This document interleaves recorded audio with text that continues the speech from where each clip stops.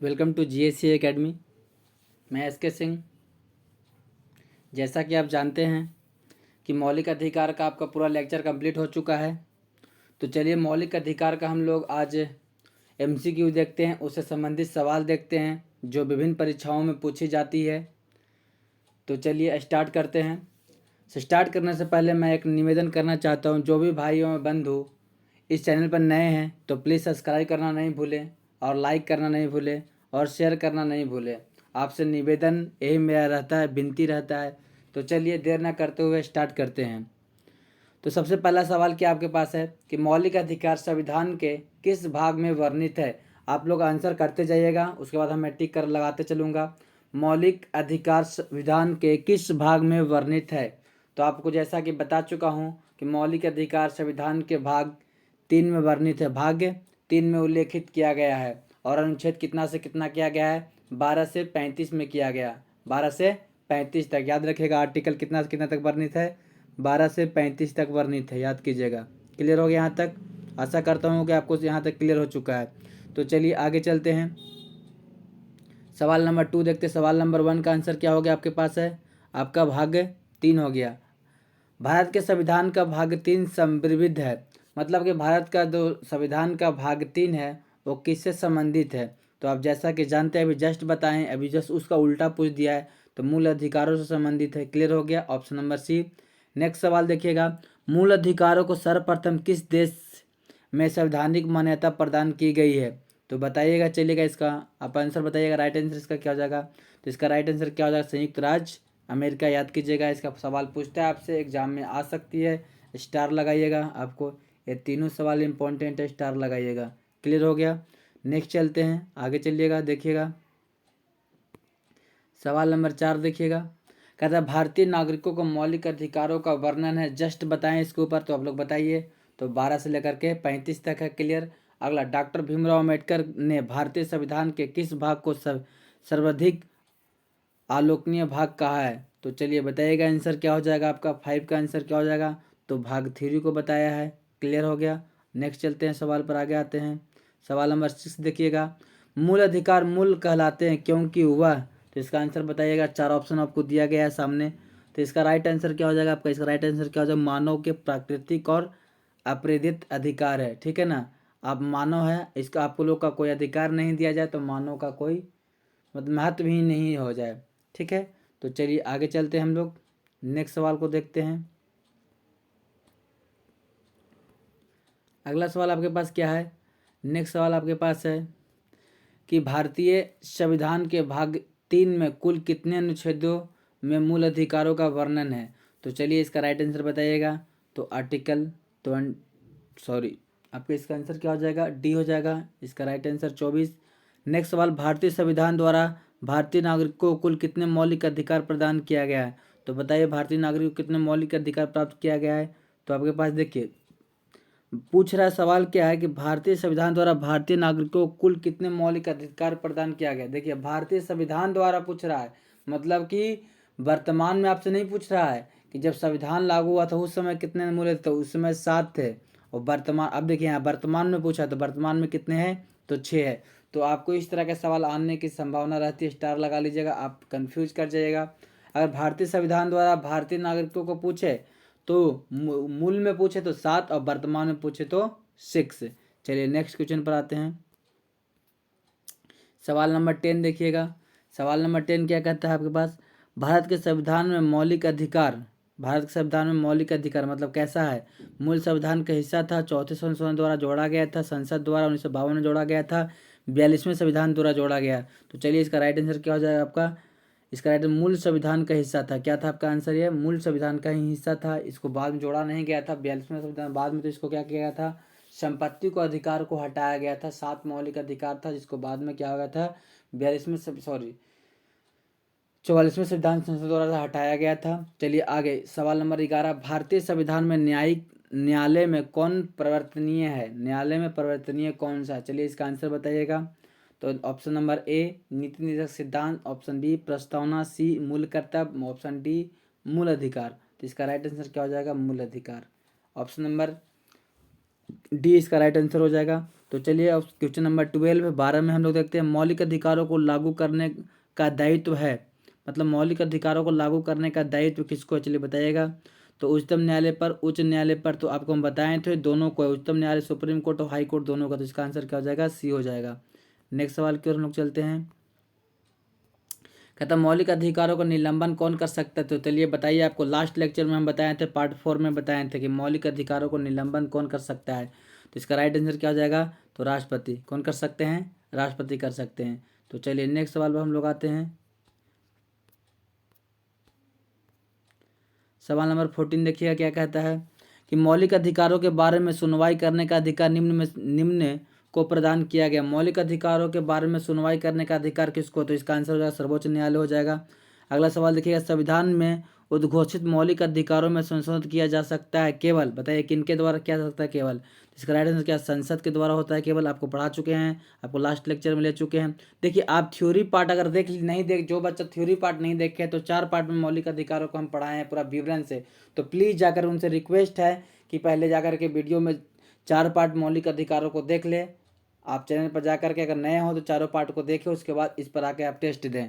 तो चलिए सवाल नंबर 16 देखिएगा, इसका आंसर क्या होता है, भारतीय नागरिकों को प्रदान किए गए मूल अधिकारों को, ठीक है, निलंबित किया जा सकता है। इसका आंसर बी हो जाएगा, ठीक है। नेक्स्ट सवाल देखिएगा, सवाल नंबर 17, निम्नलिखित में से कौन से मामले उच्च न्यायालय तथा उच्चतम न्यायालय की अधिकारिता में आते हैं, तो चलिए इसका राइट आंसर क्या हो जाएगा, मूल अधिकार का परिवर्तन, ठीक है। ऑप्शन नंबर सी, भारतीय संविधान के अंतर्गत मूल अधिकारों को संरक्षक कौन देता है, चलिए बताइएगा जल्दी सुना, इसका आंसर बताइएगा। इसका आंसर क्या हो जाएगा, न्यायपालिका होता है इसका आंसर। नेक्स्ट सवाल आइएगा देखिएगा, मौलिक अधिकारों को निलंबन का आदेश कौन देता है, मौलिक अधिकारों का निलंबन का आदेश कौन देता है, तो इसका आंसर क्या हो जाएगा, राष्ट्रपति हो जाएगा। आपको बता चुके हैं। मूल अधिकारों पर आवश्यक प्रतिबंध लगाने का अधिकार किसको है, तो चलिए बताइए इसका राइट आंसर क्या हो जाएगा। इसका राइट आंसर क्या, संसद को है। प्रतिबंध लगाने का अधिकार किसको है, संसद को है। इसको स्टार लगाइएगा, इस सवाल को स्टार लगाइएगा, इस सवाल को स्टार लगाइएगा, जो इंपॉर्टेंट है स्टार लगाइएगा उस सवाल को। नेक्स्ट सवाल देखिएगा, सवाल नंबर 21 देखिए क्या कहता है कि मौलिक अधिकारों का प्रमुख उद्देश्य है, मौलिक अधिकारों का प्रमुख उद्देश्य क्या है, तो बताइएगा। मौलिक अधिकारों का प्रमुख उद्देश्य जो है व्यक्तिगत स्वतंत्रता को सुनिश्चित करना, व्यक्तिगत स्वतंत्रता को सुनिश्चित करना, ठीक है। क्लियर, आगे चलते हैं 21 के बाद। सवाल नंबर 22 देखिएगा, कहता है क्या मूल अधिकारों को परिवर्तन करने की शक्ति किसके पास है, मूल अधिकारों को परिवर्तन करने की शक्ति किसके पास है, पूछ रहा है आपसे। तो इसका राइट आंसर क्या हो जाएगा आपके पास, उच्चतम एवं उच्च न्यायालय को, उच्चतम एवं उच्च न्यायालय। भारतीय संविधान के प्रदत्त मूलभूत अधिकारों को निलंबन करने वाली सत्ता है, बताइएगा, सर्वोच्च न्यायालय, संसद, प्रधानमंत्री, राष्ट्रपति। चलिए जल्दी बताइएगा इसका आंसर। इसका आंसर क्या हो जाएगा आपका, राष्ट्रपति हो जाएगा, ठीक है। स्टार लगाइएगा इस सवाल पर। नेक्स्ट सवाल देखिएगा, सवाल नंबर 24 देखिए, ढंग से पढ़िएगा। सवाल नंबर 24 इंपॉर्टेंट है। कहता भारत में मौलिक अधिकारों को संबंध में निम्नलिखित व्यक्तियों पर विचार कीजिए। आपको क्या करना है, इस पर जो दिया गया स्टेटमेंट उस पर क्या करना है, विचार करना है आपको। कि देखिए तो पहला क्या है आपके पास है, यह राज्यकृति के विरुद्ध एक गारंटी है, ठीक है, बात सही है, पहला तो सही है, ठीक है। यह संविधान के भाग 3 में सुनिश्चित है, ये भी सही है। अगला है, यह सामाजिक, आर्थिक और राजनीतिक न्याय सुनिश्चित करता है, ऐसा नहीं है, ये गलत आपका हो जाएगा। अगला नेक्स्ट सवाल क्या करता, नेक्स्ट ऑप्शन, या यूएसए के अधिकारों के बिल की भांति नहीं है, तो ये भी गलत है, ठीक है ना। तो आपका राइट आंसर क्या हो जाएगा, 102 किस में, देखिए तो ऑप्शन नंबर ए में है 102। क्लियर हो गया आपके पास। 24 इंपॉर्टेंट सवाल था, इस तरह के सवाल पूछे जाते हैं, ठीक है, हायर एग्जाम में। समानता का अधिकार भारतीय संविधान के किन 5 अनुच्छेदों में दिया गया है, तो बताइएगा समानता का अधिकार किस में दिया गया था, ठीक। तो इसका क्या होता है, 14 से लेकर के 18 तक हो जाएगा। क्लियर। आगे, भारतीय संविधान के निम्नलिखित अनुच्छेदों में से कौन विधान सत्ता पर पूर्ण नियंत्रण करता है, तो इसका राइट आंसर बताइएगा क्या हो जाएगा इसका राइट आंसर। तो इसका राइट आंसर बताइए, अनुच्छेद 14, अनुच्छेद 15, अनुच्छेद 16, अनुच्छेद 17। तो क्या हो जाएगा, समानता बोल रहा है ना, ठीक है, सत्ता का पूर्ण नियंत्रण करता है। अनुच्छेद नंबर क्या हो जाएगा, 14 करेक्ट आंसर हो गया। 17 आप जानते ही हैं, ठीक है, अस्पृश्यता का संबंध। क्लियर, चलिएगा आगे चलते हैं। सवाल नंबर 27 देखिएगा, ये भी इंपॉर्टेंट है।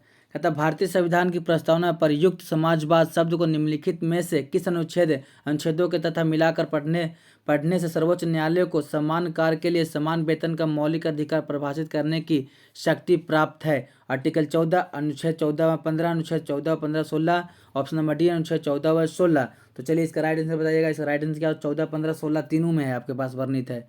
ऑप्शन नंबर सी हो जाएगा इसका आंसर। अगला, विधि के सामने समानता का अधिकार, विधि के सामने समानता का अधिकार बताइएगा इसका राइट आंसर क्या हो जाएगा। तो नागरिक अधिकार है, क्या है आपके पास है, नागरिक अधिकार है। चलिएगा नेक्स्ट सवाल में आते हैं।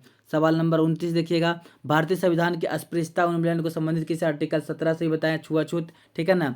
निम्नलिखित में से भारतीय संविधान के कौन से अनुच्छेद में किसी भी रूप में अस्पृश्यता निषेध के लिए प्रावधान है? बताइए आर्टिकल 14, 17, 19 उपरोक्त में से कोई नहीं। तो चलिए इसका राइट आंसर जल्दी बताइएगा, अभी बता चुके हैं। तो आर्टिकल नंबर कितना हो जाएगा 17। फिर वही सवाल रिपीट है। चलिए आगे देखिएगा, समानता का अधिकार भारतीयों के लिए सुनिश्चित करता है धार्मिक समानता, आर्थिक समानता, सामाजिक समानता, उपरोक्त में से सभी। तो चलिए बताइएगा 31 का आंसर बताइएगा। तो क्या हो जाएगा आपको, धार्मिक समानता भी है, आर्थिक समानता भी है, सामाजिक समानता भी। तो इसका आंसर क्या हो जाएगा, उपरोक्त सभी। क्लियर हो गया यहाँ तक। चलिए आगे चलते हैं। सवाल नंबर 32, संविधान के किस अनुच्छेद के प्रावधानों के अंतर्गत भारत सरकार द्वारा भारत रत्न, पद्म विभूषण आदि अंकल दो प्रदान किए जाते हैं? बताइए अनुच्छेद 15, 18, अनुच्छेद 21, अनुच्छेद 23। तो बताइए इसका राइट आंसर क्या हो जाएगा। तो आपको बता चुके थे कि उपाधियों का जो प्रावधान किया गया, शिक्षा और सैनिक मामले को बाकी सभी उपाधियों को रद्द किया गया है। बिना राष्ट्रपति के अनुरोध से किसी भी देश से आप क्या कर सकते हो, उपाधि नहीं ले सकते हैं। तो आर्टिकल नंबर 18। क्लियर हो गया बच्चे। तो प्लीज़ दोस्तों, अगर समझ में आ रहा है लेक्चर तो आप प्लीज़ लाइक एंड शेयर करना ना भूलें और सब्सक्राइब करना नहीं भूलें, दोस्तों के साथ शेयर करना नहीं भूलें। तो चलिए 33, 1995 में पारित अस्पृश्यता अपराध अधिनियम को वर्तमान में किस नाम से, चलिए हम बताए थे लेक्चर में, आप अस्पृश्यता को नाम बदल दिया, किस नाम से जाना जाता है? सिविल अधिकार अधिनियम, नागरिक भेदभाव संरक्षण अधिनियम, नागरिक संरक्षण अधिनियम, सिविल अधिकार संरक्षण नियम। तो चलिए इसका राइट आंसर बताइएगा क्या होगा इसका राइट आंसर। इसका राइट आंसर क्या हो जाएगा, ऑप्शन नंबर डी, सिविल अधिकार संरक्षण अधिनियम। क्लियर। 33 का क्या हो जाएगा आपके पास, डी हो जाएगा। चलिए अगला सवाल में आते हैं। 34 देखिएगा, 34 क्या कहता है, धर्म आदि के आधार पर विभेद या प्रतिषेध भारत के संविधान का अनुच्छेद 15 एक मूल अधिकार है जिसे किसके अधीन वर्गीकृत किया जाएगा? ऑप्शन नंबर ए, धर्म स्वतंत्रता का अधिकार, ऑप्शन बी, शोषण के विरुद्ध का अधिकार, ऑप्शन सी, सांस्कृतिक और शिक्षा का अधिकार, ऑप्शन डी, समानता का अधिकार। तो चलिए बताइएगा 34 का क्या आंसर हो जाएगा। तो 34 का क्या हो जाएगा आपका, धर्म आदि का आधार भेदभाव करे तो समानता का अधिकार हो जाएगा बच्चा, समानता का अधिकार। ऑप्शन नंबर डी हो जाएगा इसका राइट आंसर। इंपॉर्टेंट है, स्टार लगाइएगा। निम्नलिखित अनुच्छेदों में कौन भिन्न वर्ग में आता है? तो 14, 15, 16, 19। तो चलिए जल्दी बताइएगा आप कि 14 अलग है, 15 अलग है, 16 अलग है, 19 अलग है। तो 35 का राइट आंसर बताइएगा। तो 35 का देखिए 14 समानता है, 15 भी है, 16 भी, 19 क्या है, अलग हो जाता है। क्लियर।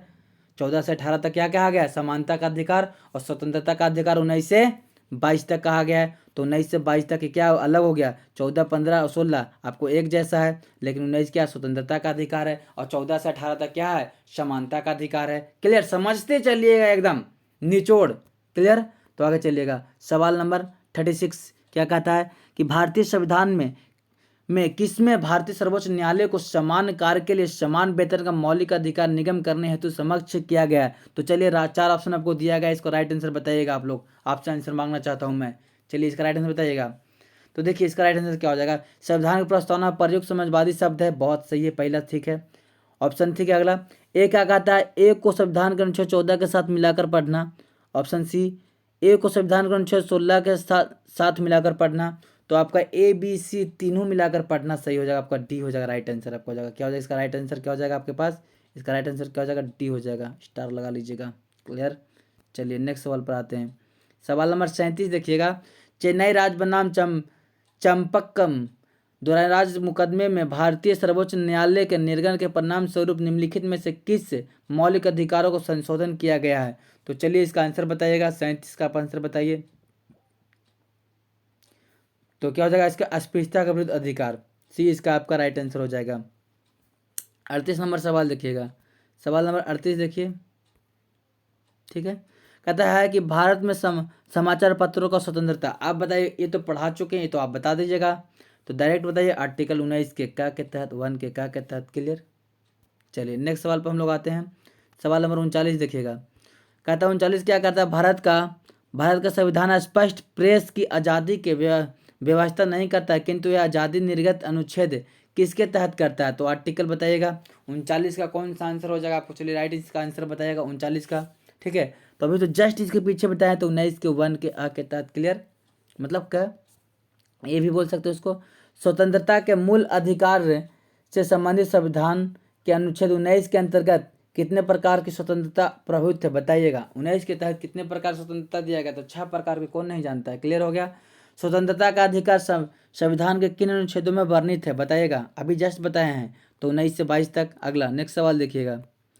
ठीक है, कि अनुच्छेद 19 में वर्णित स्वतंत्रता निम्नलिखित में से किसको प्राप्त है? किसको प्राप्त है? भारत के निवासियों को, भारत के में पैदा हुए व्यक्तियों को, केवल भारतीय नागरिकों को, उपयुक्त में से सभी को? तो आप इसको सोच के आंसर दीजिएगा।